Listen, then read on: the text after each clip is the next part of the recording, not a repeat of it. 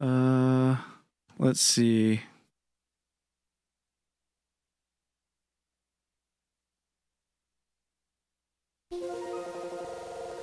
There we go. Okay.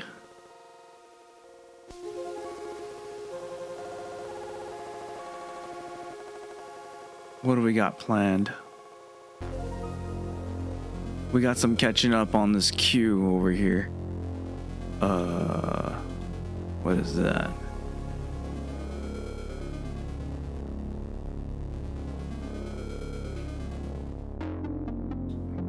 There we go. Let's do some puzzles though really quick. We're seeing how this whole thing works.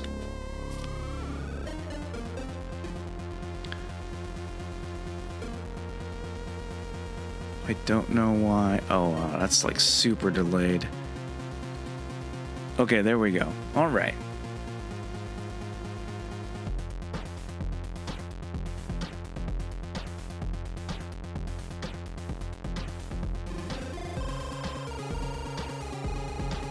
Just do like a little 3-minute here.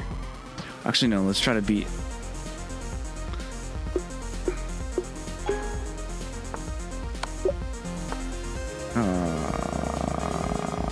Yes.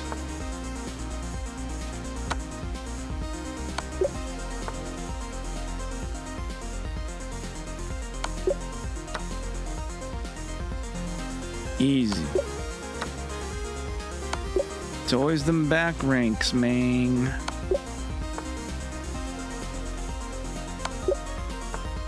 That's dangerous.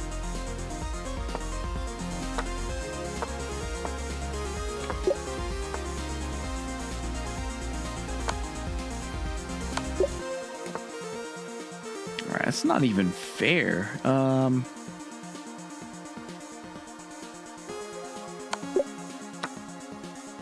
These are like way super easy.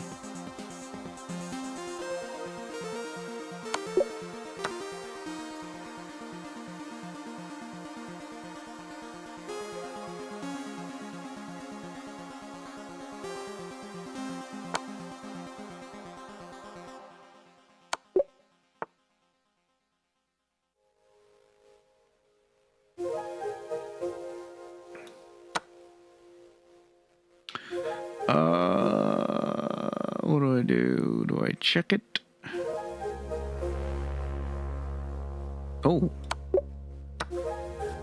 And then I do something like that. Blocks it. Then I go this way. Takes. Backed up by the rookie. Ooh, let's do something like that. Works because it can't go outside of the back rank.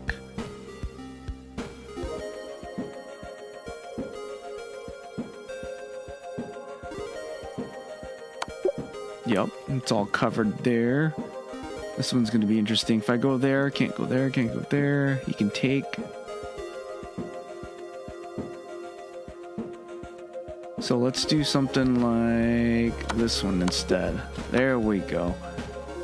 Ooh. Oh, hold on. No. Which one was it now? Damn it, I'm timed.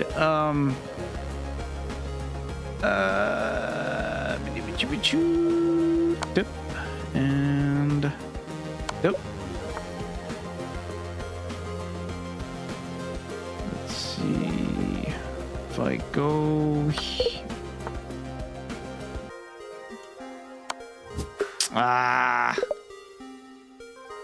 Didn't I have 20 last time? Oh wow. Okay.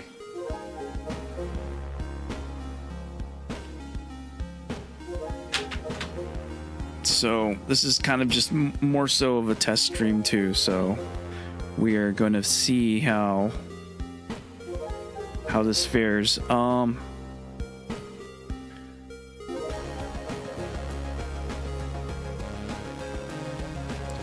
let's get some.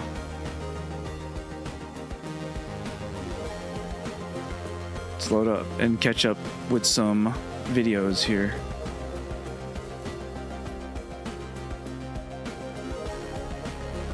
Hold on a second.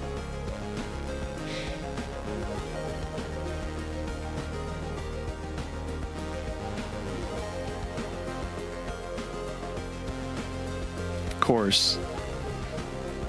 Need to log in again. Good God.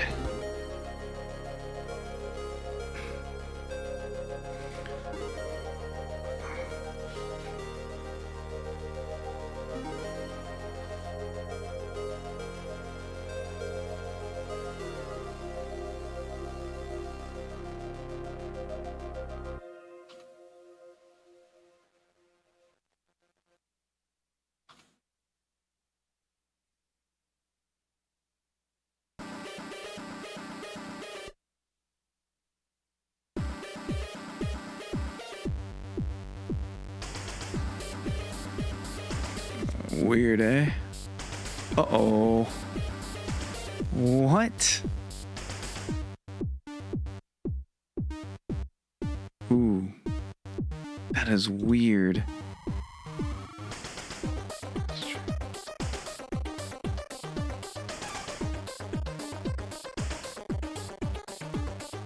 Okay, why can't I log in, dude?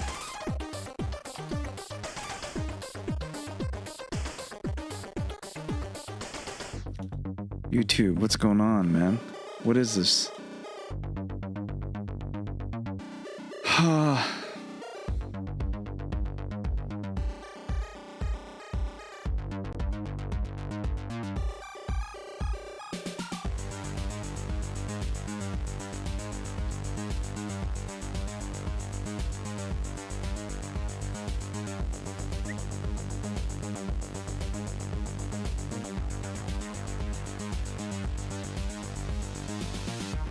Firefox, damn you.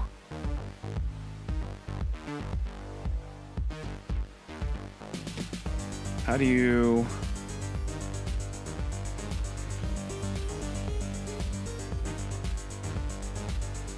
Hold on here.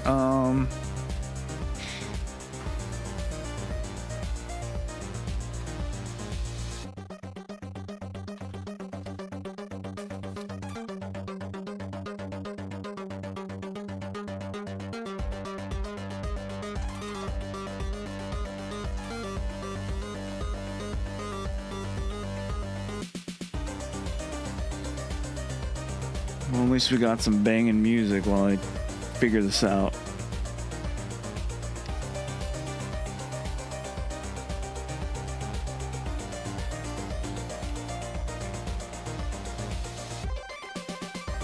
Something happened.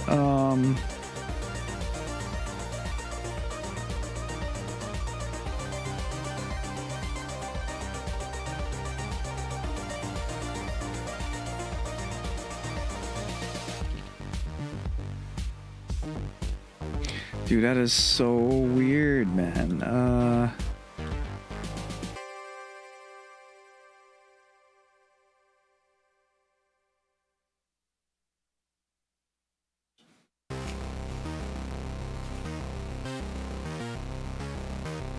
Well, I'll have to figure that out somehow, but I guess we'll just work with...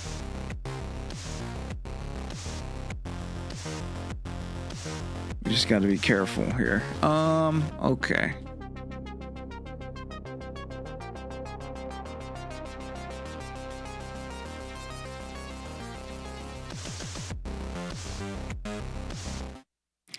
Let's see.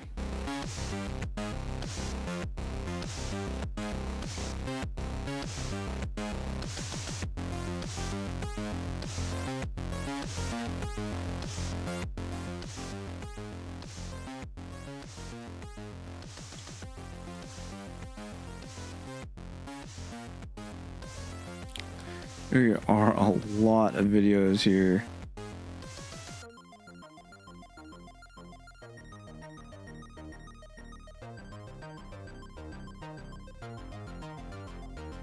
What was the most recent stuff? This was actually kind of cool. Oh, this would be fun. Many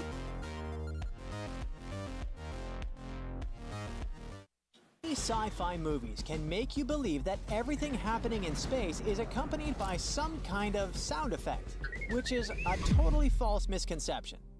In space, no one will hear you scream. There's no air in space. It's an almost perfect vacuum. And the sound waves don't travel through a vacuum. They can't reach your eardrums and make them vibrate, sending signals to your brain. But it's a good thing, especially for astronauts on spacewalks. If not for the quietness of space, they would be constantly overwhelmed by the noise of solar storms. Hold on a second. So, if space wasn't a vacuum, it'd be really, really loud because of the solar storms? Huge space explosions sure look super impressive. Whether they're scientifically possible or not is another question. Blasts on our home planet look the way they do because of air and gravity. That'd be so scary. You see, the air functions as an oxidizer, and the outward pressure makes everything fly into the air and then collapse back to the ground. But this process is very different in space, and it looks even cooler. If a blast occurred in space, there would still be some fire despite the lack of air, because some kinds of fuels can act as oxidizers. But it wouldn't be the fire you're imagining now. This cosmic fire would look like an expanding ball of light. It would be a seemingly never-ending process due to microgravity and the lack of air resistance. Nearby spaceships would be in so it'd be like a perpetual explosion or something like that? grave That's danger, wild. since the shrapnel would fly outward until something eventually stops it. All comets have beautiful long tails. Huh? It's nothing but a popular misconception. In reality, comets are very difficult space bodies to spot. They usually spend large amounts of time far away from stars. There, in the darkness of space, they remain rather inactive and completely frozen. Comets only get tails once they come close to a star. That's when they start warming up. This process makes them form So it's like some icy kind of first cloudy and then atmosphere, which is called a coma, and a distinctive tail. coma? Some kind of a cloudy atmosphere, which is called a coma, and a distinctive tail. The tail always points away from the star that influences the comet. It happens because the tail gets blown in the opposite direction by solar radiation and solar winds. That's why the tail can often be in front of the comet, not trailing after it. The inner and outer planets of the solar system are separated by the asteroid belt, a ring of asteroids and other debris and space objects orbiting around the sun. While creating movies about space, filmmakers make sure to somehow use this region. Usually, they show the asteroid belt as an extremely crowded place with dense clouds of huge rocks you have to skillfully maneuver to get through to the other side. In reality, if you looked outside your spaceship while flying through this region of space, it looks like a Viper from Battlestar Galactica. That's pretty cool. If you looked outside your spaceship while flying through this region of space, it would feel as if you're looking at the sky from Earth. All because of the ginormous distances in space. If you decided to cross the asteroid belt, there would be very little chance of a collision with a space object. Asteroids there are really spaced out and very far from one another. Black holes are giant, scary, cosmic vacuum cleaners, they say. But in reality, black holes are more like fly traps. They don't look for things to munch on. Instead, they sit out there quite passively. Only when a star or any other object comes too close does a black hole spring into action. Even so, only those space bodies that cross a certain border get ripped apart. In fact, black holes aren't any different from any other celestial body since their pull is directly proportional to their mass. Active clone. They can't swallow anything bigger than what their size allows. Even if our sun was somehow replaced with a black hole as massive as itself, nothing would change for Earth or any other planet in the solar system, gravitationally speaking. Okay, hold on here.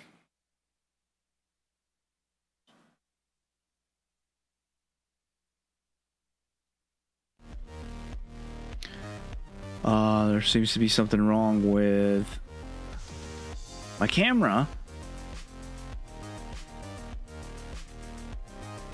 I think I need to go to here.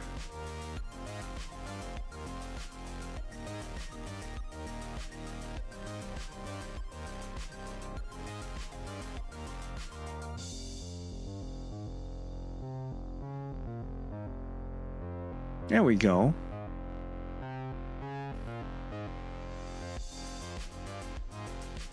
Alright, I should probably enable that then. Shut it down. That's a good idea. Alrighty, now it's up to date. Of course. Space battles in movies often involve using lasers. But if you were to see such a fight from up close, you would probably be disappointed. Nah, The thing is, that's what I hear it would too. be like nothing in movies. A laser beam is a concentrated burst of energy, and it could indeed be used for many purposes during a fight. Right, but you can't really see the laser. A real-life laser beam would be totally invisible in space, since there wouldn't be any particles around to scatter the light and make the beam bright red or green or any other color. Right. A human would be torn into pieces if they got into open space without a spacesuit. Well, contrary to popular belief, taking off a spacesuit during a spacewalk wouldn't be as dramatic as it's often pictured. You just get in bloated movies. and frozen, right? A person would just lose consciousness due to a lack of oxygen after 15 seconds of being in outer space without protection. All right. But Got that's the if bed this clear. person breathed out as much air as possible.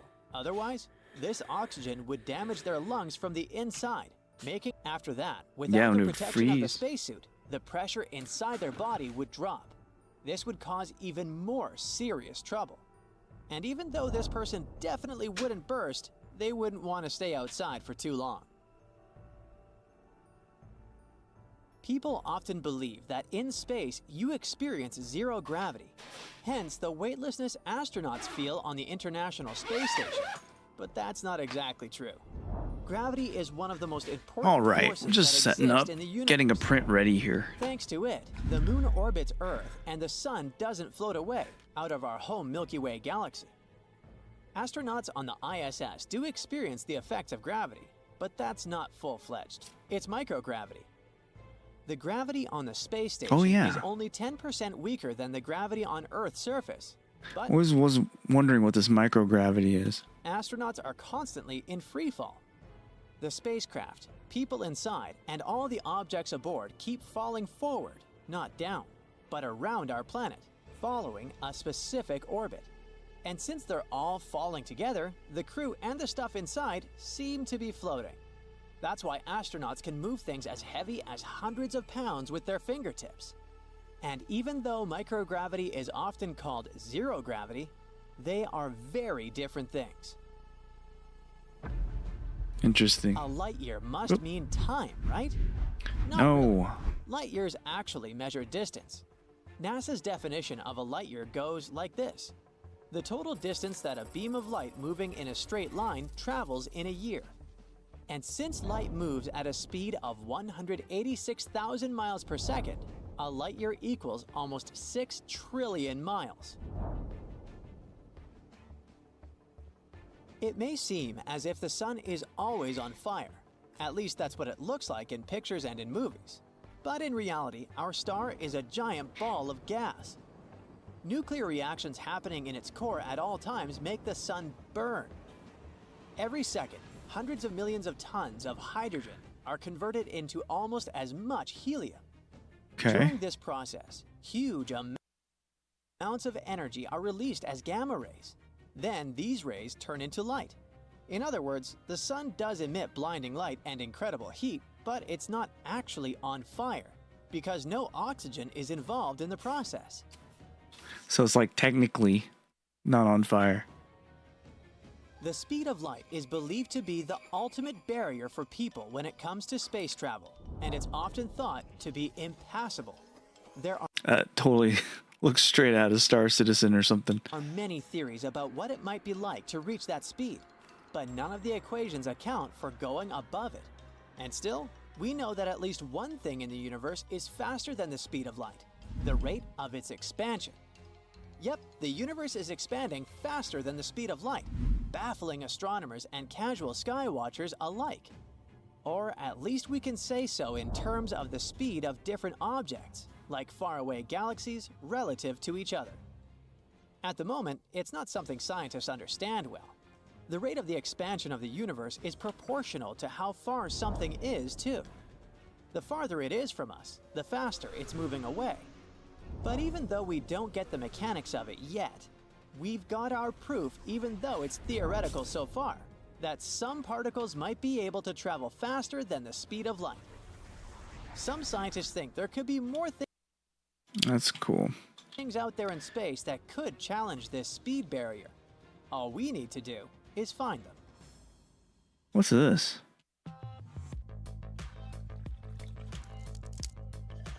Guys, I'm so old that when I was in college, we actually had to plug into the internet via Ethernet cable. You know, we didn't have Wi-Fi yet. But at the time, we didn't care because it was the fastest Yeah, but you don't want to play video games on Wi-Fi.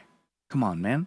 internet any of us had ever had, which was so good for downloading music, playing video games, and other stuff. But one thing that quickly ended up on everyone's dorm room PC was World of Warcraft, Oh, the God. MMORPG released in 2004. Now, I remember first Amen. being confused, seeing one friend alone in his dorm playing a game with another friend alone in his dorm, but soon I got what they were doing and understood why this game was so popular. And it went on to become the most popular MMORPG in history, hitting 12 million 20 years this year. subscribers in 2010 and 100 million player accounts by 2014. Pretty sure in 2014 that was the entire population of the world was 100 million, so everyone in the world was playing it. That's a fact. And unlike many trends from my college days, World of Warcraft has stuck around. Now, this all begs the question, why? Well, today we're going to look at why this game has remained so popular, how it helps us better understand our own humanity, and how it might even have the power to save civilization. I'm being serious, I am not kidding. Okay.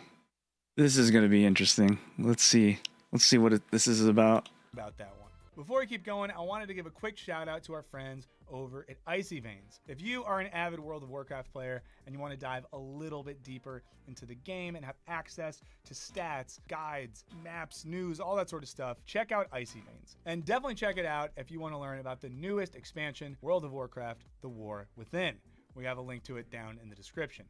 Now, let's get back to the show. Okay, so I want to start by looking at philosopher Paul Ricoeur's theory of narrative identity. Now, Ricoeur argues that we can't actually develop a sense of who we are through stuff like deep introspection or some sense of intuition. Rather, as philosopher Jos de Mol summarizes, self-knowledge is in almost all cases mediated. We know ourselves only via the indirect route of the cultural expression of ourselves in actions, utterances, images, music, nutrition, fashion, housing, institutions, religion, and so on. This means that we create and use external narratives to make sense of our own internal lives. It's like when you listen to someone else's sad song to help your own process of heartbreak, or how watching Yeah, okay. Hold on. Let's check that out again. know ourselves only via the indirect route of the cultural expression of ourselves in actions, utterances, images, music, nutrition, fashion, housing, institutions, religion, and so on. This means So, without like these outside references, then it's hard to describe like how our feelings and whatnot. that we create and use external narratives to make sense of our own internal lives. It's like External narratives to help explain the internal lives. when you listen to someone else's sad song to help your own process of heartbreak, or how watching Scrubs helped me make sense of being kind of a dork in college. Now, this Oh doesn't my mean you make God, sense of yes, self- that is so true. And it's like the ultimate, like, aside from, oh my God, what's the other TV show? Psych. It's just like the buddy bro TV show that everybody can hopefully can relate to at some point of their life. just a narrative construct. Rather, since our lives often lack the coherence and decisive closure that we see in stories, crafting narratives can be a helpful way to make sense of the chaos. And these narratives then structure the way we live our lives. You know, for me, seeing how JD dealt with the breakup on Scrubs helped me picture myself moving on from the time I got dumped after dressing up as Steve Irwin to impress someone at a Halloween party. Oh, no. It was after Steve.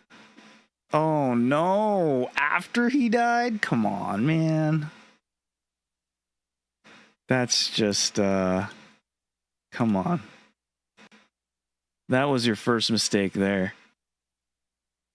Irwin, and the thing happened to him.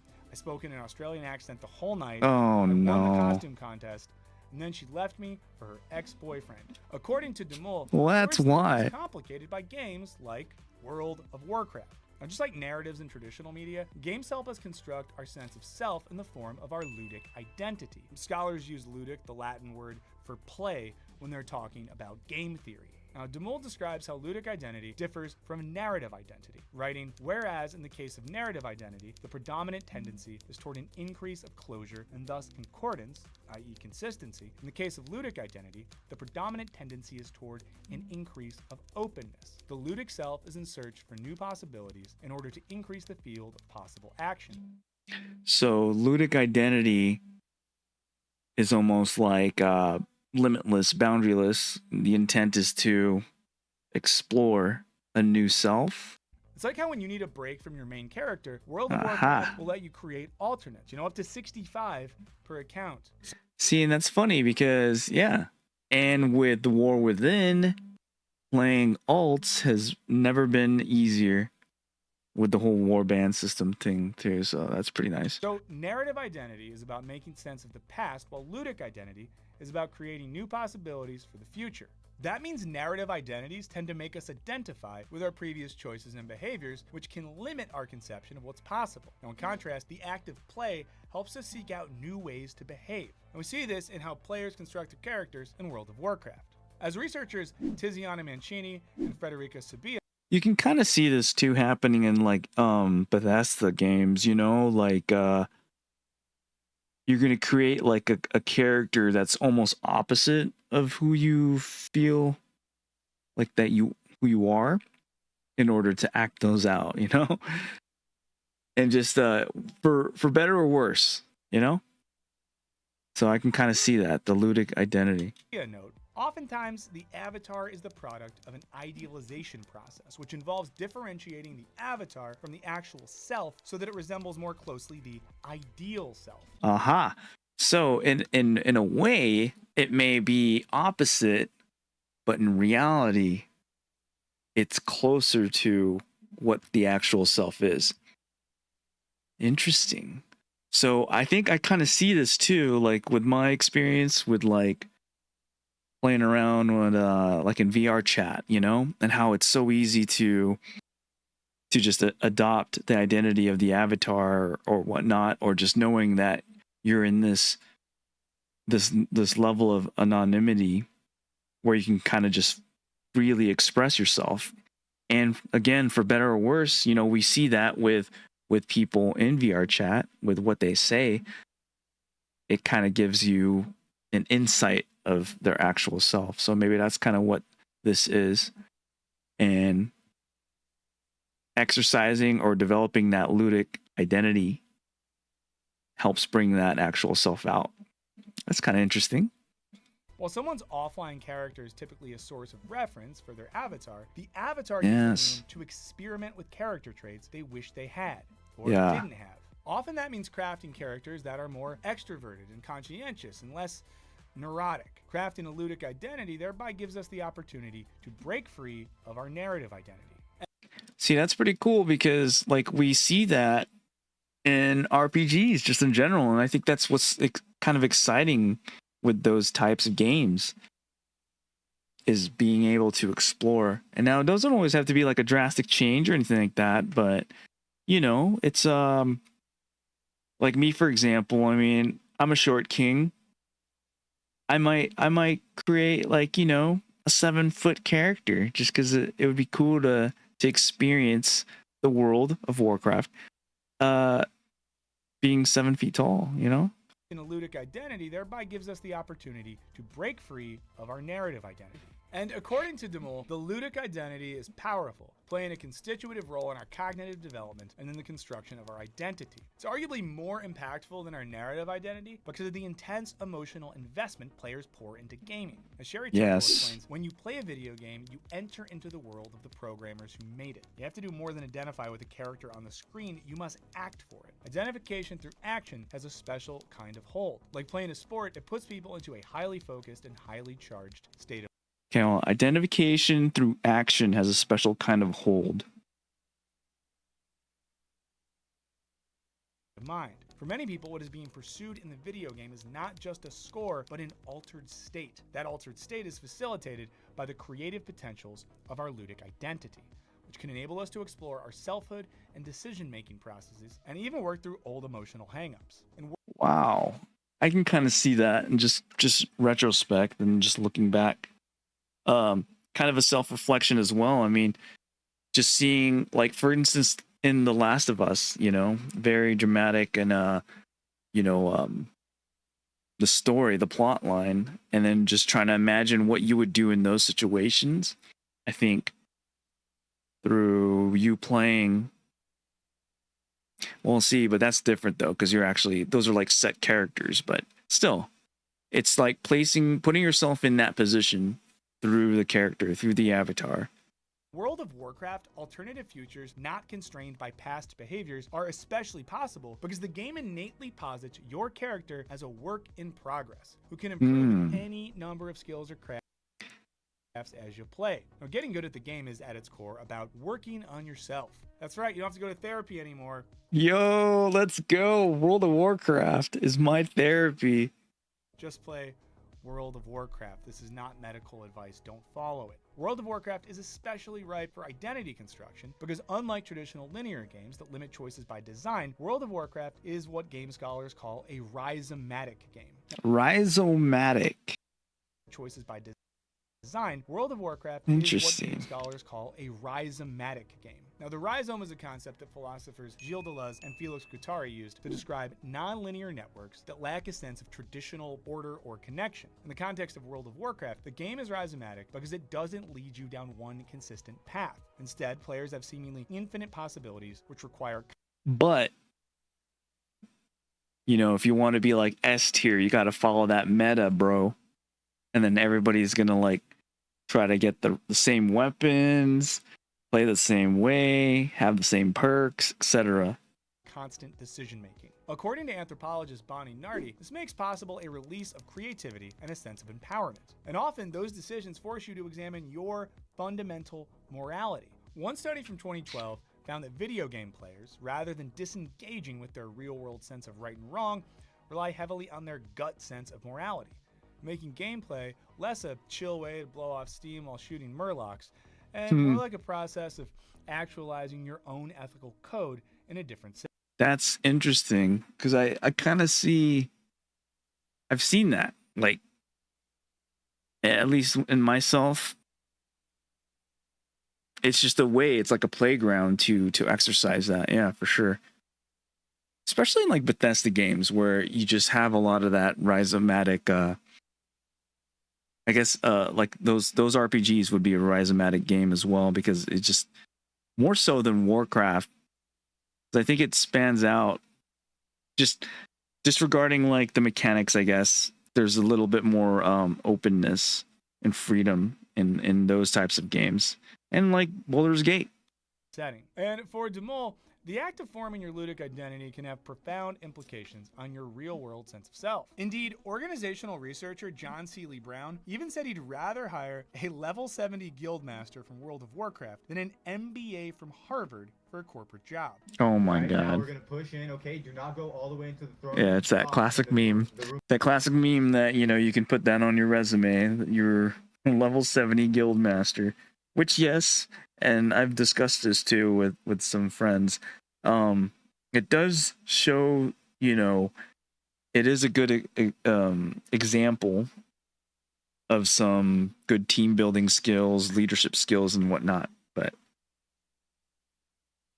I think it all just depends if that person is exercising and utilizing their time playing Warcraft to explore, you know, that part of their identification. Room before the door entrance. Please, guys, do not be cheesy. Do not run in there. Do anything crazy. Because convincing your guild that it's worth just one more try at that 3 a.m. raid for a chance Oh, of God. sweet loot drop isn't all that different from rallying your office underlings to finish their deliverables on a big project. Oh, We yeah. all hope that our managers also play games so they're just like us. But Rise of Managers Nah, managers are not just like us. games like World of Warcraft aren't just helping you fine-tune your identity in a vacuum. It's also a deeply social game. Indeed, one study found that players' favorite aspect of the game is the social interaction it facilitates. So let's see how our in-game interactions are. And ironically, Delves, which is a welcoming new feature for like solo-centric players. There's like been so much hype, which is nice because, you know, there's it expands the different ways that you can play. But yeah, I mean, I think the social aspect is definitely will still trump even like a solo delve run. Just being part of something greater, like a bigger objective, you know, like either a raid or even just a dungeon group. Something that requires a little bit more coordination. Actually shaping who we are and how we And honestly, too, like the role-playing aspect of it as well, which is kind of cool.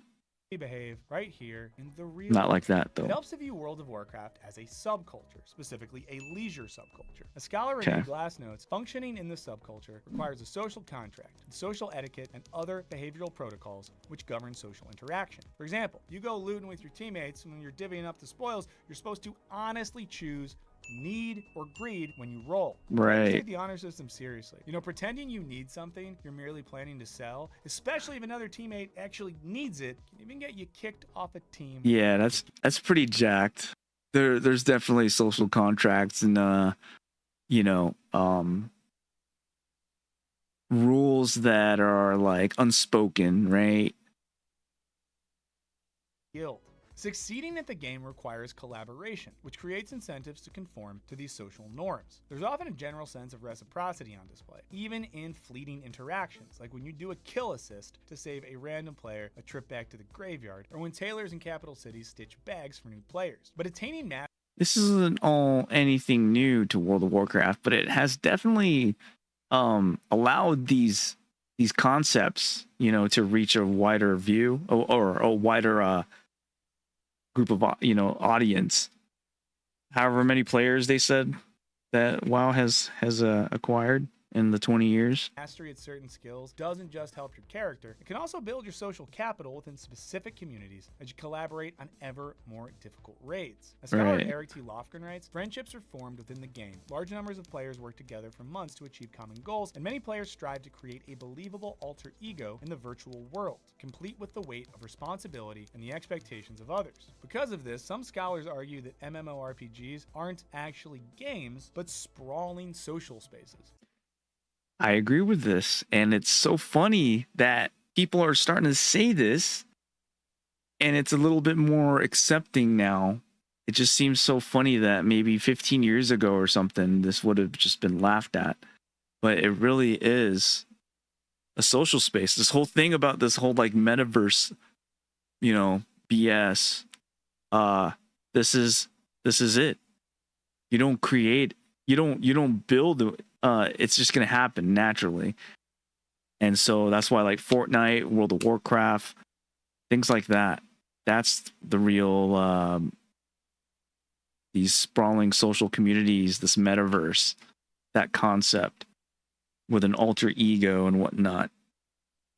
Research led by scholar Dimitri Williams concluded that while games can't completely compensate for the so-called loneliness epidemic that plagues contemporary life, they can provide space for civic revitalization, i.e. making people feel like part of a community. Yeah. And you know what? Like, it may seem grim and gloomy to think that it's a substitute, but with that loneliness pandemic, you know, I mean, hey, especially late, you know, as from COVID days, things like this is helpful. I mean, just for like mental health.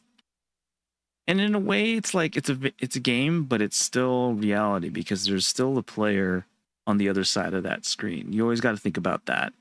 And then there's the social contracts that involve that, you know, like racism, hate speech.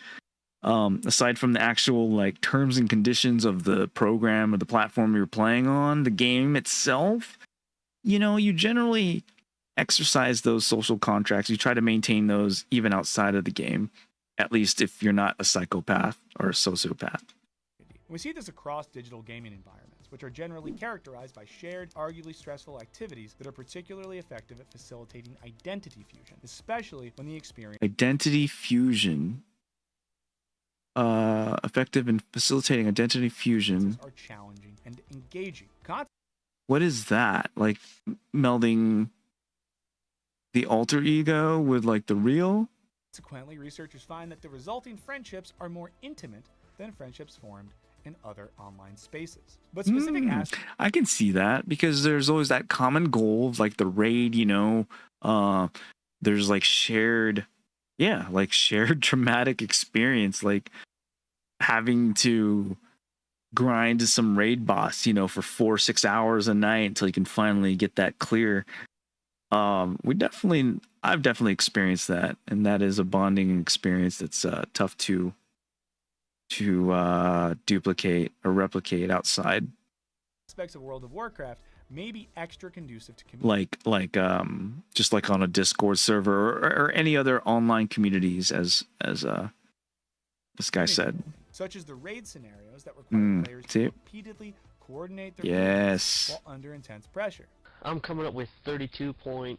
Oh no, of course. Repeating, of course. Look at this, dude. It's like 420p. That's insane. Percentage of survival. What Thomas a classic. Alvey argues that this kind of collaborative action in urgent conditions is highly generative of trust and belonging. So you get all the bonding of military service without the drama. Yeah, there you go. That you might have killed people. The social elements of World of Warcraft can even take precedent over the competitive aspects, potentially subverting the I gotta change that. intentions. Williams and co. found that 60% of players interviewed reported belonging to a social guild, and their behavior within those groups led researchers to conclude that members and leaders were aware of the need for a certain level of maturity, responsibility, and player welfare. They concluded that the level of mutual care exhibited in these groups is remarkable given that the game is centered ostensibly around functional, not psychological or social goals. It is That's important because what I've noticed, like in WoW classic guilds, there's going to be more, you know, function centered, objective oriented, and they just don't give a shit about who you are, what you contribute to the community outside of just stats and numbers, you know. And it's a shame because the social aspect of these kind of online communities, these games, these MMOs, I think that's like maybe 60% of the fun, you know, if I were to break it down simplistically like that. And so I feel like those types of players, you know, you do you, but I feel like they don't get the full experience. clear that social guilds go well past the game's goals in creating and maintaining community. Just as your identity within the game differs from your real-life identity while still being authentic to who you are, the ways you socially engage while gaming also reveal this authentic character. As media theorist Marshall McLuhan writes, like our vernacular tongues, all games are media of interpersonal communication, and they could have neither existence nor meaning except as extensions of our immediate inner lives. But what does this game-facilitated sociality look like when it steps outside? Can it tell us anything meaningful about society at large, or even shape what society looks like? Now, we've seen how World of Warcraft shapes individual and communal identity, but for McLuhan, games also function as mirrors to society, culture, and politics. They serve as a reaction to the material conditions of the real world, which means that it isn't always pretty. As with any online community, World of Warcraft has its share of cliched, trollish behaviors like player killing. McLuhan notes that it is precisely a game's ability to mirror everyday life that makes it so compelling. Writing, for fun or games to be welcome, they must convey an echo of workaday life. On the other hand, a man or society without games is one. For fun or games to be welcome, they must convey an echo of workaday life. On the other hand, a man or society without Sunk in games the is one zombie sunk in the transit zombie automation. trance. Art and game Oh my god. This is so true. But that is kind of funny that like games require some, I guess that's like the grinding aspect of MMOs. That's probably why. Because, you know, I mean, regular work life is grindy. There's that element there that echoes the workaday life. aside from the material pressures of routine and convention, observing and questioning. Games like World of Warcraft allow us to rebel against those constraints with a freedom that we might not have offline. The popularity of many role-playing activities invented by players within the game aren't super relevant to the goals of the game. This makes them potentially subversive, even requiring players to creatively test the limits of the game's design. Azeroth is, of course, nothing like, say, Cincinnati. But when millions of people exist and play within its world, it recreates certain dynamics that can help us process our everyday lives. There's a reason why the laborious and repetitive gameplay of leveling a character to the 60 cap is called grinding. As McLuhan puts it, games are a sort of artificial paradise like Disneyland, or some utopian vision by which we interpret and complete the meaning of our daily lives.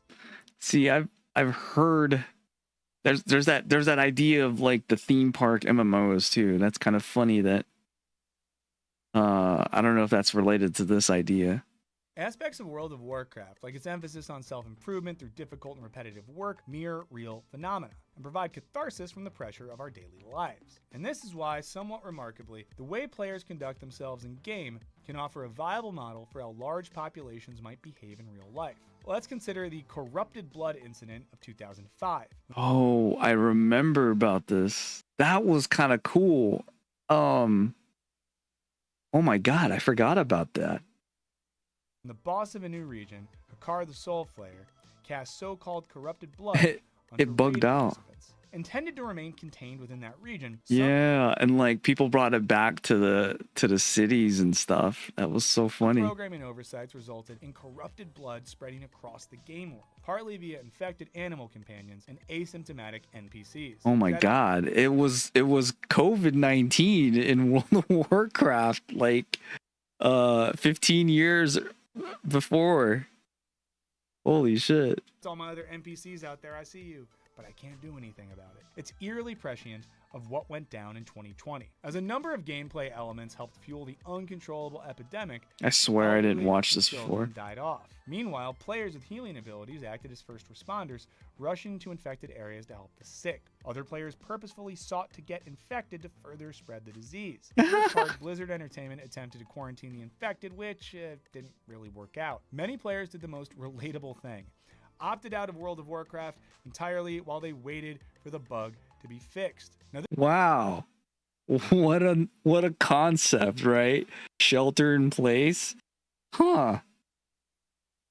It probably went better in Azeroth than it did on Earth. this historic and weird gaming accident suggests something consequential about virtual worlds. Phenomena like pandemics are notoriously hard to study in a controlled environment, because you can't run around infecting people with SARS just to see what happens. Even if you think it'll be a cool science project, don't do it. Whoa. As a result, most pandemic research is conducted via observation amidst a litany of uncontrollable variables, or retrospectively after the events. But the reaction to the World of Warcraft pandemic mirrored aspects of real-life pandemic response, suggesting new avenues of epidemiological research. So if you've played this game before, you're basically an epidemiologist. So tell your parents that. It's like Lofgren and others to observe that game worlds could actually be used to study human behavior during pandemics in ways that would otherwise be impossible. Which, even if you don't care about epidemiology or video games, if so, why are you still watching? Is a very cool and important thing. You know, just in case there's ever another pandemic. And there's going to be one, you know it. There's already forecasts maybe in the next 10 years or something. The next 5-10 years. But at least now we should know better and know what to do. Hopefully, right? Cases continue to rise. And if World of Warcraft can accurately model how people behave during pandemics, it could likely also help us understand human behavior during other societal events. You know, maybe we could see what people do during earthquakes or a rapid climate change, or I don't know, your favorite restaurant closes. How does that affect you? Which all means that I was wrong back in college when I sometimes judged my buddies thinking that they were escaping the world That's right.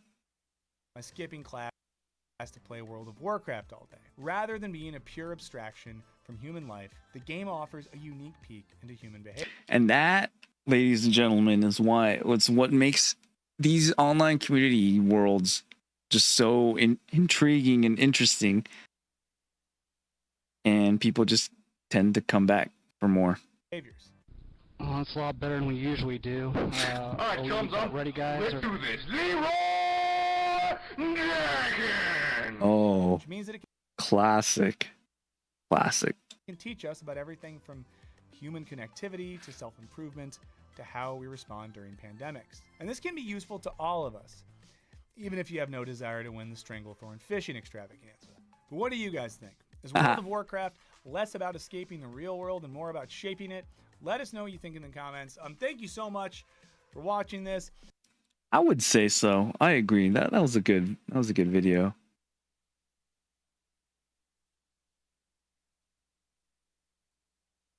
Let's make sure we link this here.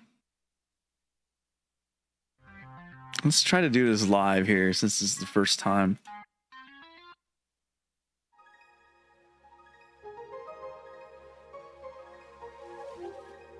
Let's see, how do I do this?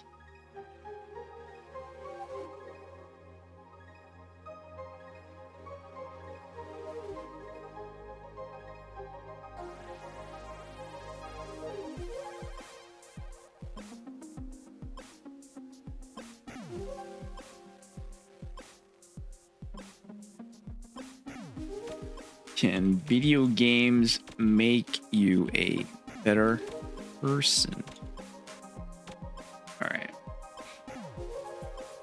All right.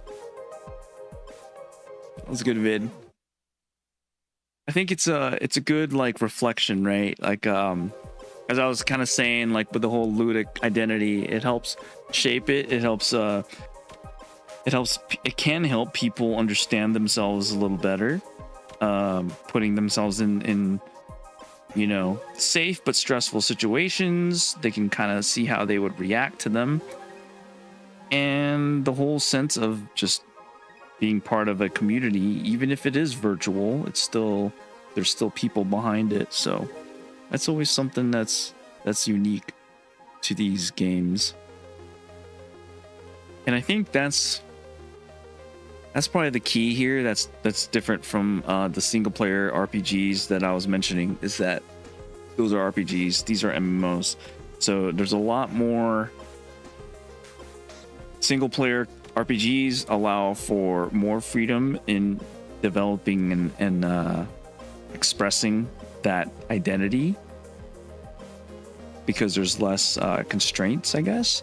But what would be more useful is being able to express that identity in an online community, because then it's almost kind of reflecting, you know, what would happen in a real world, just as they were saying. It's just kind of the World of Warcraft pandemic just served kind of as a study to the real world pandemics. So pretty cool vid.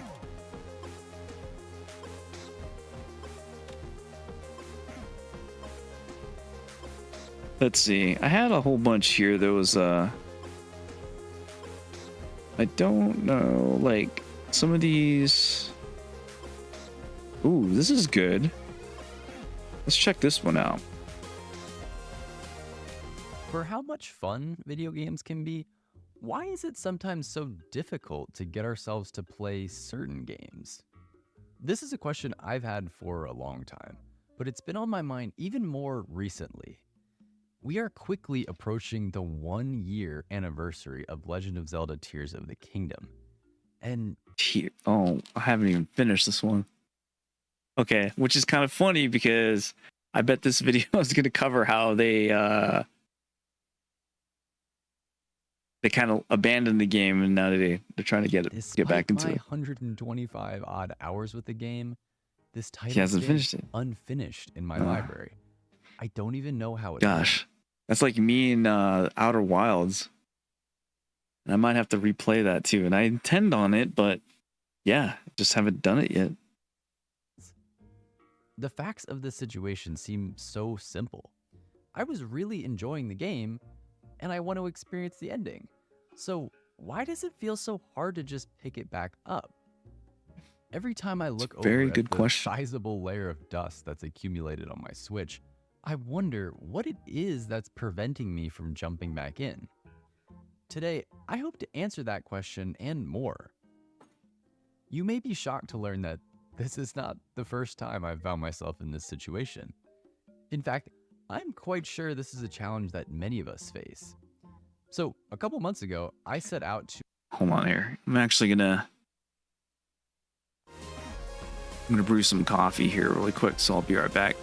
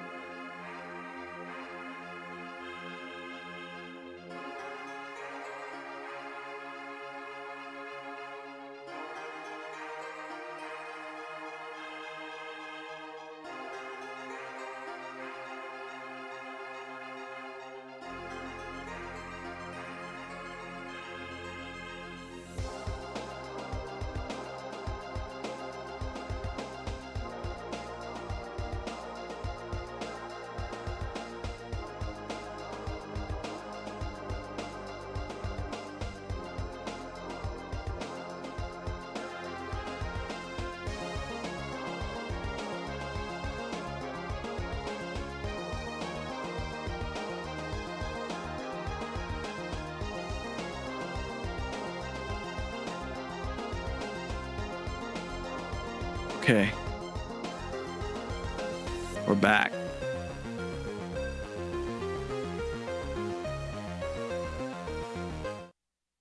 To understand this behavior. And I had thought I'd be embarking on a philosophical exploration of gaming. Instead, my journey took me down an unexpected path, one of academic papers and controlled studies. Right. Through this research, I actually found some compelling explanations for why this behavior may manifest in gamers. But more importantly, I discovered real strategies supported by concepts of psychology that you can use to help finish games. In this video, we'll learn how to get back into a game according to science. Before we can make sense of this reluctance to resume, we need to first look at what video games are to the human brain. In mainstream culture and media, video games are often portrayed as pure entertainment, likened to Okay, candy that's just for the brain. so bad. But look at this dude. Oh.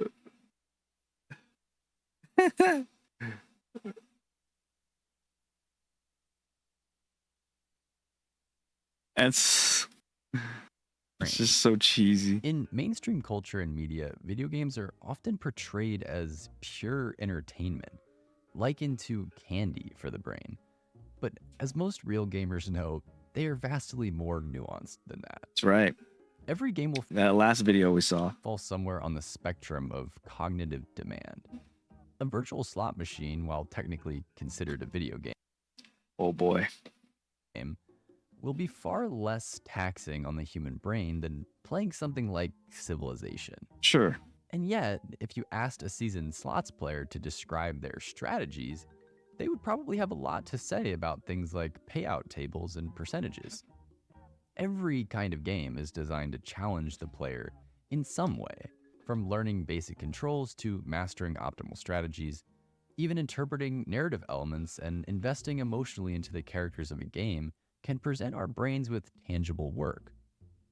And in certain genres like strategy and puzzle games, the compute demand placed on our CPU can be pretty substantial. Now, if video games were nothing but a constant chore for our brains, we wouldn't want to do it. Well, we'd all have a different hobby. But of Exactly. course they're not. What makes games work is the beautiful balance between challenge and reward. We want to be rewarded. See, this is something that's interesting because, like, with the direction that Destiny 2 has taken in, like, the last couple years, aside from maybe just the campaigns, there seems to be some imbalance between challenge and reward. And sadly, that's, like, reflected with the dropping player count. Rewarded for our precious cognition. And game designers have figured out some highly effective incentives to compensate our attention. But it turns out we don't actually need a lot to feel rewarded. Some of the most Yeah, I mean, you just need like basic sounds, and then the dopamine, you know, common techniques are so just universal flows across in. game design that we barely register when we encounter them. Take a simple yet nearly universal mechanic, the humble quest log, for example. Oh boy. In sprawling open world games like Tears of the Kingdom, Okay, this guy, yeah. quest logs can be an important tool to help the This is player pretty keep cool track of though. activities I that like they this haven't video so completed far. yet. Said another way, a quest log is basically one giant to-do list. Right. In addition to being helpful for the player, having a to-do list built into the game is also an effective way for designers to motivate you and provide a basic sense of progress for your actions. This idea touches on one of the core principles of self-determination theory. Self-determination theory is a psychological framework that suggests all humans possess an intrinsic motivation to fulfill three critical psychological needs: competence, autonomy, and connectedness. Okay. This is interesting because I feel like the modern person is constantly seeking this too. So it'll be interesting to kind of to kind of see how this self-determination theory applies both to games and then the relation, if there is any, with real world. That'd be kind of cool. As you can probably imagine, self-determination theory has a ton of implications for game design, but I'll save most of that for another video. If we think about this quest log example, it's clearly geared toward our need for competence. As you complete more of the game, the quest log shrinks, and you get the satisfaction of seeing items checked off the list. This gives the impression that progress is being made. It's visual proof of your accomplishments. And if you're able to check off one of the more challenging quests in a game, that can provide further evidence to the brain of our growing mastery of the experience. The main takeaway for now is that video games represent a delicate balance between investment and payoff, which is a concept that heavily impacts the strategies we'll be looking at later on. Games are much more than a simple dopamine rush. There is cognitive labor involved in most cases. Right. This labor has to be thoughtfully offset by game design elements that offer our brains a reason to engage with them.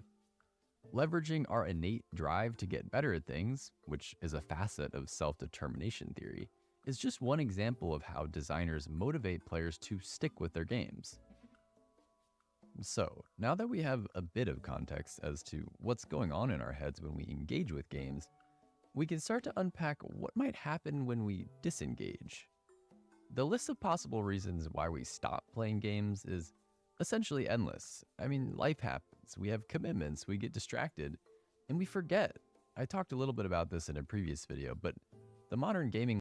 Or, I know personally in my case, specifically with Tears of the Kingdom, I think the Witch Queen came out, that DLC, that expansion, so I think I only played Tears for like maybe 2 weeks, and then the Witch Queen came out. Landscape has also played a role in my own struggle to focus on a single game and see it through to the end. So I'm not going to get into that piece right now. Just assume you have disengaged with a game that you enjoyed for some reason. It could be anything.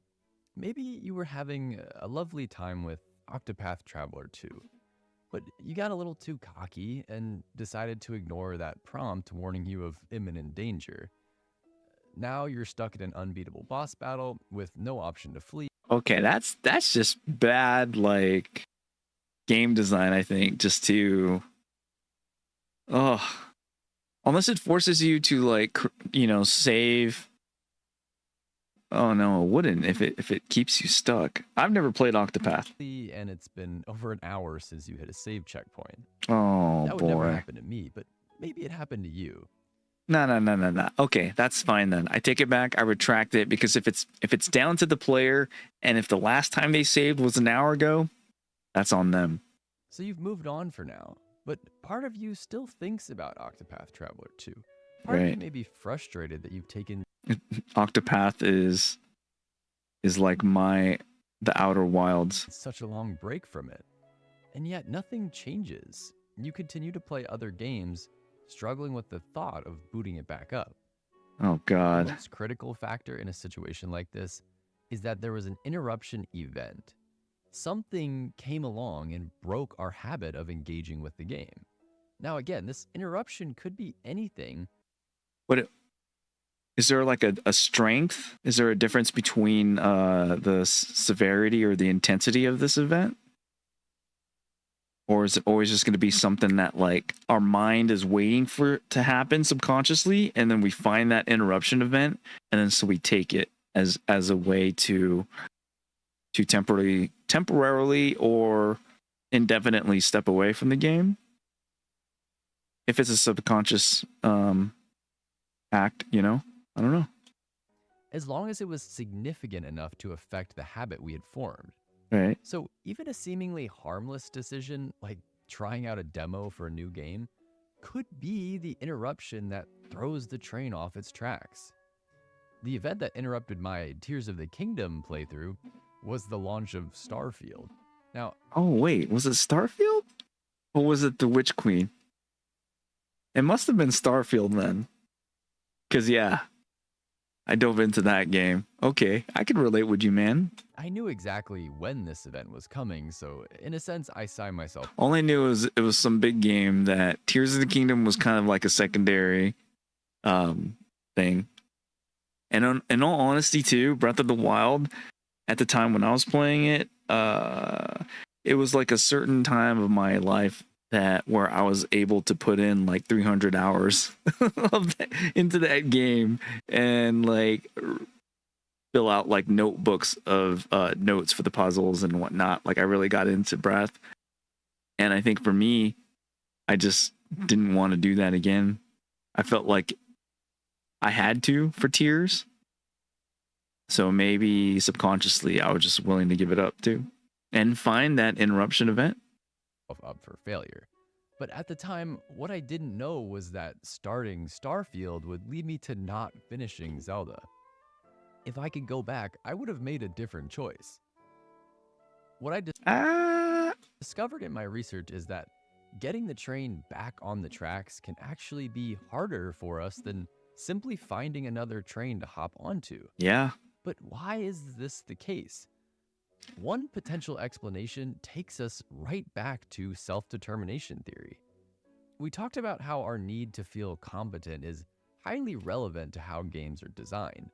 But what happens to that sense of competence when we step away for a long time? Well, it's not quite like riding a If you don't use it, you lose it. bike. All the time we spent learning the ins and outs, getting to know the characters, the systems, training our reflexes for combat scenarios and other challenges.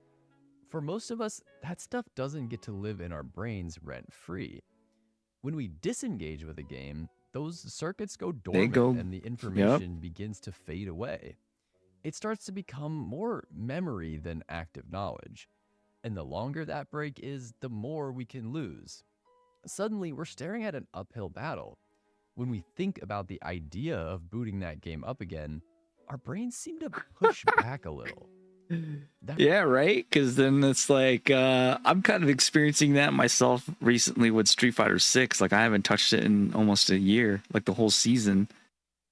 The whole season 1. And so, just trying to learn, like, Juri's combos again, just so I can be as good as the last, like, the skill level that I left off at, which was pretty poor to begin with. Yeah, it's an uphill battle, and it's very disheartening. Our resistance is a response to the potential loss of competence in that game. Yep. And to the energy that would be required to regain that mastery. Yep. And it's like with chess too. Like, unless I'm like constantly training every day or even playing, like, that's for me, that just seems like maybe I'm just a slow learner. Maybe I'm just a dumbass naturally, but it's taken me so long just to like make small gradual steps of improving. But that's probably more so me. Really competitive games like MOBAs and shooters, this effect can be even more pronounced. Yeah. Because of the time commitment needed to keep up at high levels of play, it becomes extremely difficult to take extended breaks. Yes, the more you get older, the more responsibilities you should have or end up having, less time you have to spend maintaining these skills. Breaks without losing your edge. So despair. Instead of running a risk like that, your brain might prefer to write the game off, choosing to see all that time invested for what it truly is, a sunk cost. Oh boy. Let's not talk about sunk cost fallacy. That's straight up Destiny 2. And it's kind of funny too, because recently, I get called out to spend like all these years, almost a decade playing the game, and then just suddenly just like give up on the last leg. Well, joke's on you, it's not the last leg, because the way Bungie's treating the game now, it's just going to keep going because they need money. They're going to drain it and wring it out, and it's going to be the same shit. And we're kind of seeing it. Even though they're explaining these new things, For me, the final shape was the end. The campaign was the end. The raid would have been nice to finish, but I'm not going to stress over it because I've missed raids in the past in the last 10 years. And it was always about the story of the conclusion of the Light and Dark saga. And for Bungie to just keep extending this out because, you know, they need to make money, Sony needs to make money, and it's all going to be the same thing, like, that sunk cost is going to get larger and larger. So, I don't know. It's my little Destiny rant. The door, it earns the freedom to move on to the next challenge, but without sacrificing any of the good feelings and memories associated with the time you did spend in the game. It's basically a loss aversion strategy, and I sort of get it. I think for certain kinds of gamers, this is actually their default state. They streak from one game to the next with a true economist's perspective of sunk costs. And their brains are constantly motivated to move on from that unfinished game and try something new, where the potential for upside seems like more of a guarantee. What? To make that even more appealing, the opening hours of most games are carefully calibrated to hook in players specifically. So even though we're technically starting from scratch, these intro sections often build some of the strongest motivation to engage. I remember this level too. Because there's a very intentional sense of progression, and typically more hand-holding, which shaves off some of that cognitive load. Take the Great Sky Isle from Tears of the Kingdom. Those were This fun. is a giant tutorial zone that introduces the player to each of Link's new abilities, and gives you some simple opportunities to practice with them. I spent like 7 or 8 hours exploring the Great Sky Isle, absolutely floored at what I could do with Ultra Hand. So by the time I dove down to Hyrule, my brain was revving at peak motivation. Right. Not only had I just learned a lot of new mechanics, satisfying my need for competence, but I also now had access to the entire open world to go play with those abilities, which satisfied my need for autonomy. Pair that with the virality of the game, seeing all of the content making its way to YouTube, the conversations happening on Reddit and Twitter, it struck that perfect self-determination theory trifecta of competence, autonomy, and connectedness. Okay. That's what... Okay. Connectedness, either through the shared experiences and sharing, like, the creation, stories, the loot, you know, anything like that, or being part of an online community like World of Warcraft, the MMOs. Autonomy, basically, yeah, like when the world opens up to you after you learn how to play the game. And then competence, that's pretty straightforward.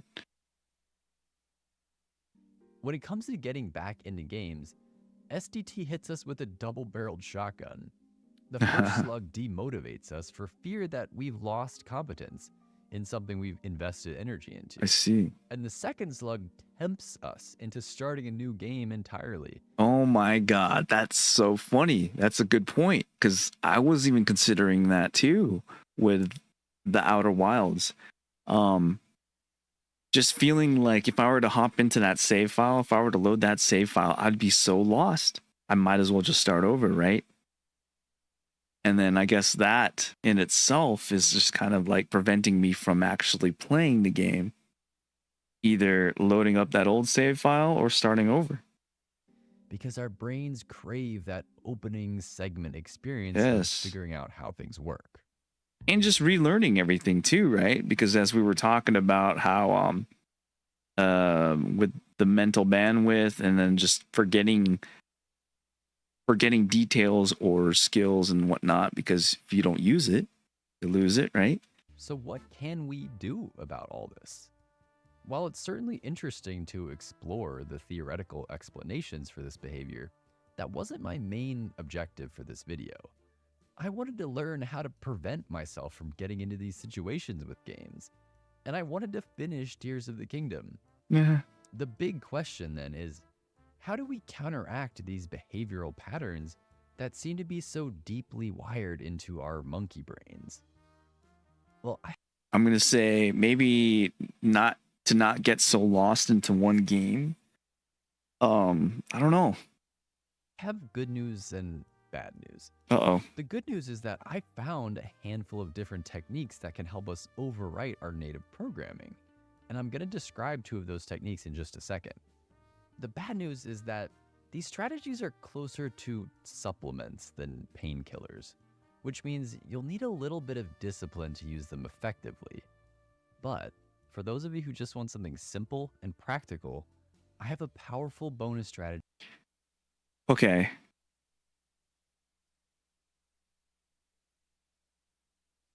What do they do? Like set up the TV just outside of their the hut? I don't get it. What's he playing? Is he controlling like a drone? At the end of the video that anyone can implement. So definitely stick around for that. One of the main challenges we discussed with taking long breaks from games is that we often lose that sense of familiarity and progress that we get when playing something habitually. So what if we had a way to help us fill in the memory gaps that form over time? Keeping a gaming journal is one really simple way to achieve this. See, that's pretty cool. Like I mentioned in during my playthrough of Breath of the Wild, that's exactly what I did. Interesting. Let's see what they have to all say. you need is a pen and some paper. Right. Or if you want to go the digital route, you can also use your phone or computer. Yeah. To make this journal an effective tool, it really just needs to accomplish 2 tasks. It needs to tell you what you just did and what you want to do next. Outside of that criteria, your individual entries can be as minimal or detailed as you'd like. I'll admit that I was a little bit skeptical to try this at first because it seemed like a chore. For someone like me who is typically gaming at night, the idea of writing or typing my journal entries right before bed felt like something that could be hard to maintain. So instead of going for the written entries, I just started doing voice memos. Okay. After I log off, I pull out my phone, hit record, and just talk for a couple minutes. I describe what I accomplished during that play session, and I mention 1 or 2 things I'd like to do the next time I jump in. Here's a snippet from a recent entry that I did about Valheim. Tonight was good. I went down to the southern end of the island, the continent, whatever, and I built a new portal, make it easy to get there from my base. And then I just built a tiny little dock and a new boat so I can access all of the southern body of water, whatever it is. So yeah, for next time, I'm just gonna explore on my new boat and check out that southern body of water on my way to the second boss. So yeah, that's all it is. Just a bit of reflection and then some potential goals for the next time. That's cool. Despite the old school nature of this approach, I was honestly shocked at how much easier it made jumping back into the game. It saved me from that initial period of reorientation when I had some context as to where I was and what I was on my way to do. Can't you achieve that with like, the built-in quest log kind of thing? I don't know why. So if a game's quest log is like really well built and designed, I feel like it would be able to achieve that. From the psychology perspective, journaling can help us avoid that fear of losing competence by supplementing our own memory. And as an added advantage, stating our own goals out loud or on the page can further enhance that motivation to keep playing. Yeah, that's true too. And that's something I got from like the bullet journal method by writer Carol, I think is the name.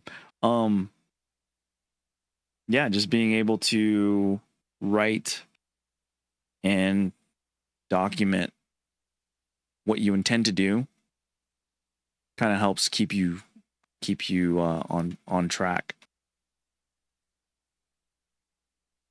The second strategy is one that I stumbled on by accident, but my guess is that many people have already experienced this effect, maybe without even realizing it. When Halo Infinite finally came out, I was pretty excited. But if you played this game at launch, chances are you probably didn't keep up with it for more than a couple months. More like a couple days. Despite the solid fundamentals of Infinite, the live service strategy was a total mess. See, that's a whole discussion on its own. It's just how, this whole games as a service thing is just screwing shit up for the industry, in my opinion. Content just wasn't there, and there were a bunch of other annoying little things that needed work. So after a few months, it just makes it very easy for like half-baked projects to come out just because the suits, they have these deadlines. And the shareholders are getting, antsy. I just stopped playing. And that really bummed me out because I love Halo. For a lot of the competitive games out there, that probably would have been the end of the road for me. But I wasn't entirely out of the loop. I would still get emails about new seasons. Right. And most importantly, my YouTube algorithm would suggest videos about big updates that the game was getting. One channel in particular, shout out to Mint Blitz, would post regular news. This is kind of what's happening to me with the finals, because I just keep hearing how hype season 4 is. I totally skipped 3. I stopped playing at like the beginning of 2.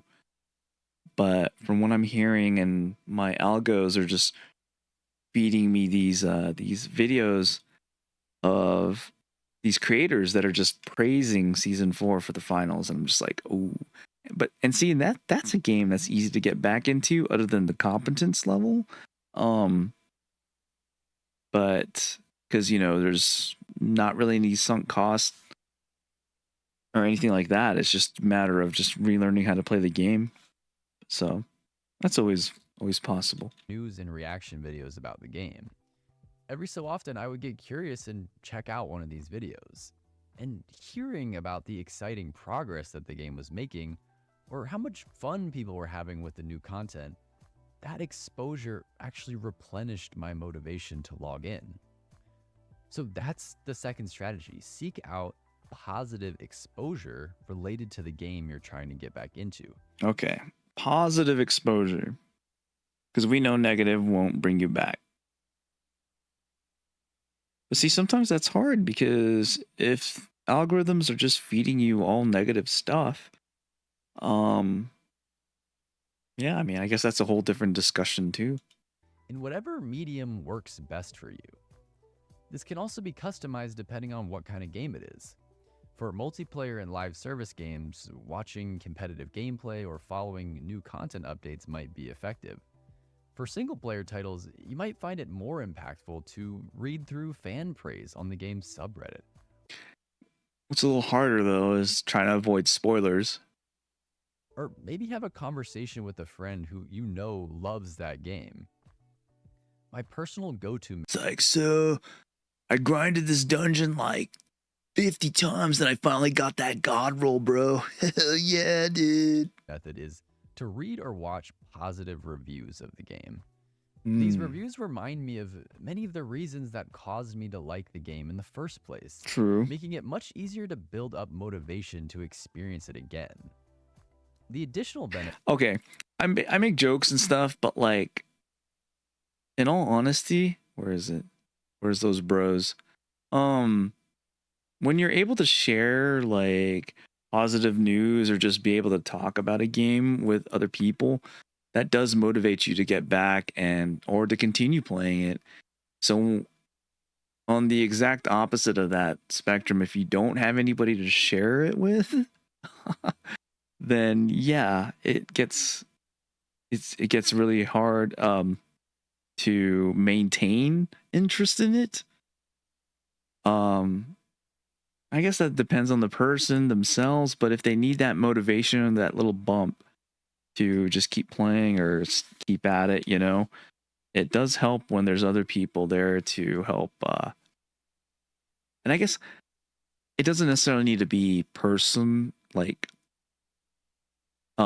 just being part of that community too. So even if you just kind of like what this video is saying, what this guy is saying is that just reading positive reviews, being part of going into the Reddit and just reading and just exposing yourself to that community, being part of it in every way except playing. Benefit of positive exposure seeking is it can trigger that third component of self-determination theory, our need The to connectedness. feel related or connected to others. Yeah. Seeing other people, especially those we trust, talk positively about a game is a powerful motivator because we want to be able to connect on that experience together. All right, bonus strategy time. This one is the most crude, but also by far the easiest to implement. It's called the 2-minute rule, and it's something that James Clear outlined in his book Atomic. Another good book. And yes, 2-minute rule, man. Just play it. Just engage in something for 2 minutes, and that's progress. You know, you're not setting yourself to 30 minutes or an hour, or even just saying, okay, I'm going to study this whole chapter right now. If you just approach it in small little bits, and what James Clear called these are like sprints, you know, that's what you do with these goals, and they become more achievable. And I'll have to agree. And I think applying that to video games is a really damn good idea too. So this book, I highly recommend it. And yeah, I can kind of see where this is going now. Habits. The 2-minute rule is deceptively simple. If you're struggling to start a task, commit to doing it for just 2 minutes. Yep. This rule works wonders on the positive habits that we'd like to build in our lives, but it could just as easily be applied to video games. Sometimes the hardest part about getting back into a game isn't actually the time you'll spend relearning. And it's like, it's also with that notion too, and I think James Clear covered it as well, is like Kaizen, right? Always improving. So even at the 2 minutes, like let's take chess for example. I've been kind of like into that game for almost like 2-3 years now, right? Off and on. And I'm still shit, but I am improving. And if you're just attacking it, like, you know, just doing puzzles every day, maybe like 3 puzzles, maybe not even playing games. And that's kind of, with the time that I've had lately and just life going on, that's all the time I could give chess. But it's still improving. Even if it's a little slower, it's still enough motivation to continue. Mechanics or sorting out the story. It's just the sprint. The first step to start the game up again. Yep. That small amount of friction can be enough to repel us.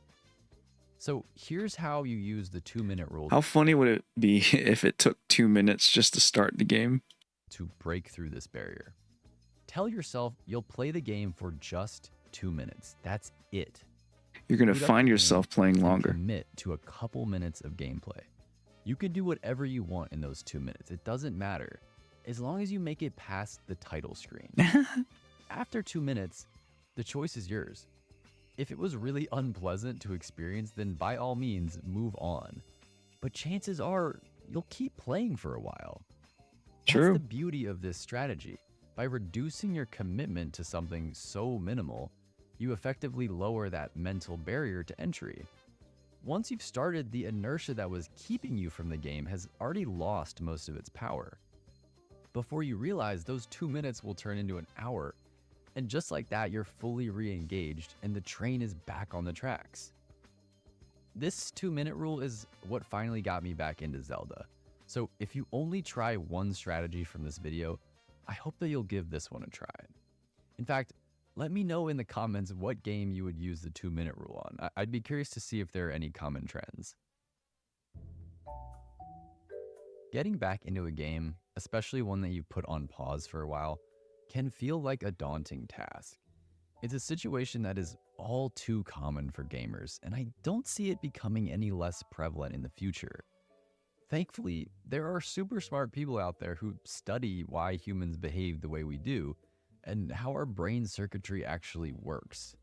And by exploring some of these behavioral principles, like self-determination theory, we can work around them to overcome this reluctance to resume. So the next time you find yourself staring down that game you've been avoiding, try to remember these strategies, whether it's journaling to keep your progress and goals on track, seeking out positive exposure to boost your excitement for a game, or just committing to a quick 2 minutes of gameplay. There's always a way to get the train back on the tracks. The last point I'll make is that while each of these strategies can be effective on their own, combining them together will yield the strongest results.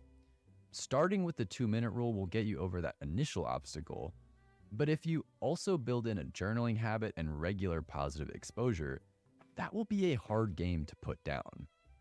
This combo approach is the one I've ultimately adopted, and I couldn't be happier. At this point, I can confirm that these aren't just theories, they're practical steps that have fundamentally transformed my gaming habits.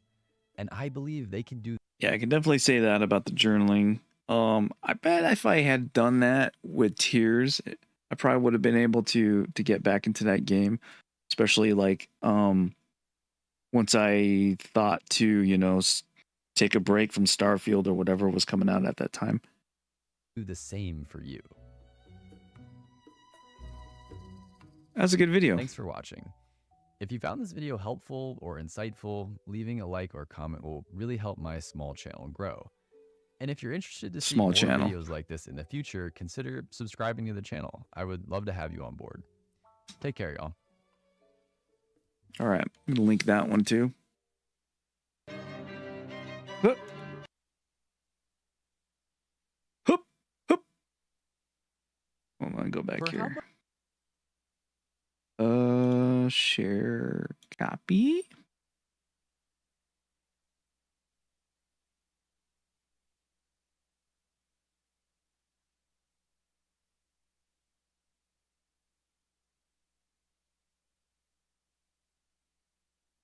There we go. All right. Good stuff. Good stuff. Those are 2 good videos. Very helpful for me. I hope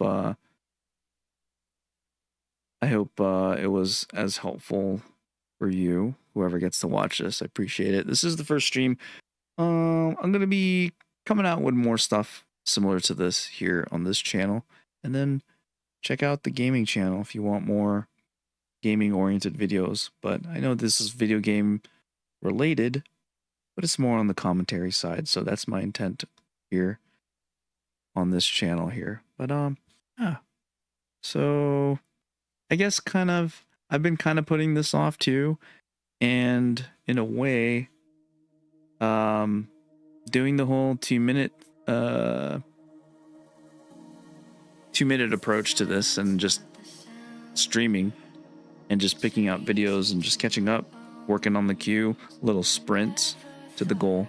So anyways, if you're curious and you want to see more of this, please like and subscribe, and also check out the video games and the Tic Tacs and what have yous. All right. I'm going to take a break and I'll be back. I'll probably be back on Twitch. Continue off with that chess tournament. So, peace.